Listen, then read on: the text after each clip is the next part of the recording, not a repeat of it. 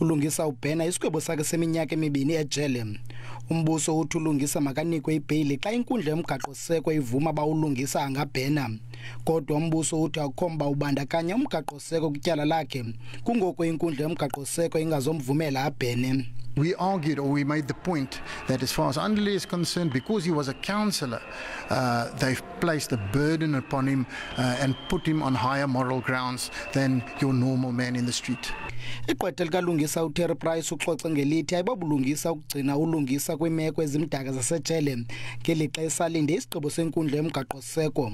uPrice uthi ulungisa ingomntu ongabaleka ukuvalelwa okanye onobungozi ekuhlaleni kwaye eza kunyanzeleka athobele imiqathango yakhe yebhayili. Ulungisa ebengaphandle ngebhayili ye R10,000 ngelixa elinde iziphumo. Usicelo sakhe besifaka enkundla yezibheno ebhena isigwebo sakhe seminyaka emibini etrongweni. Amalungu ANC angungelene ngaphandle kwenkundla ezokuxhasa ulungisa.